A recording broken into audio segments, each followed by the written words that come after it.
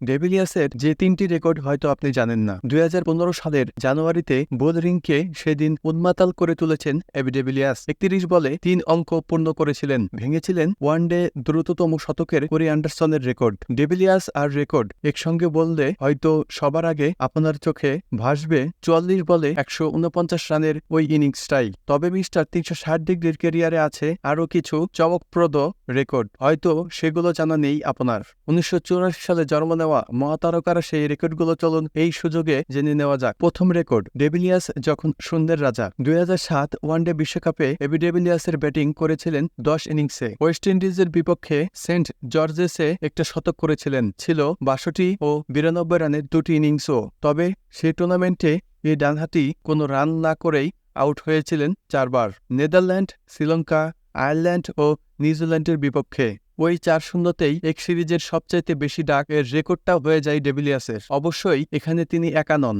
এক সিরিজে ৪ বার করে ০ রানে আউট হয়ে যাওয়ার রেকর্ড আছে আরও ৪ জনের। অস্ট্রেলিয়ার গ্রেগ চ্যাপেল, ইংল্যান্ডের ইয়ান ব্র্যাকওয়েল, আয়ারল্যান্ডের কাইল ম্যাককালাম ও যুক্তরাষ্ট্রের মোনাস প্যাটেল। অবশ্যই এদের সবার রেকর্ডই ছিল টুর্নামেন্টে। দ্বিপক্ষীয় সিরিজে সবচাইতে বেশি ৩ বার শূন্যের রেকর্ডটা যৌথভাবে ১২ জনের। ২ নম্বর রেকর্ড, কিপিং গ্লাভসেও সেরা। ডেভিলিয়ার্স কি পারতেন না, এমন প্রশ্ন হয়তো করাই যায়। ৩ সংস্করণেই দক্ষিণ আফ্রিকার উইকেটকিপারের দায়িত্ব পালন করেছিলেন তিনি বিভিন্ন সময়ে। ১১৪ টেস্টের ক্যারিয়ারে ২৪ বার তিনি খেলেছেন স্বীকৃত উইকেটকিপার হিসেবে। ২০১৩ সালের উইকেটকিপার হিসেবেও ছুঁয়েছিলেন বিশ্ব রেকর্ডও। পাকিস্তানের বিপক্ষে জোহানেসবার্গেও ২ ইনিংস মিলিয়ে নিয়েছেন ১১টি ক্যাচ। উইকেটকিপার হিসেবে এই টেস্টে সবচেয়ে বেশি ডিসমিসালের রেকর্ড যেটি। ডেভিলিয়ার্সের আগে পরে এই কীর্তি আছে আরও ২ জনের। ১৯৯৫ সালে দক্ষিণ আফ্রিকার বিপক্ষে জোহানেসবার্গেই এই রেকর্ড গড়েছিলেন ইংল্যান্ডের জ্যাক রাসেল। আর ২০১৮ সালে অ্যাডিলেডে অস্ট্রেলিয়ার বিপক্ষে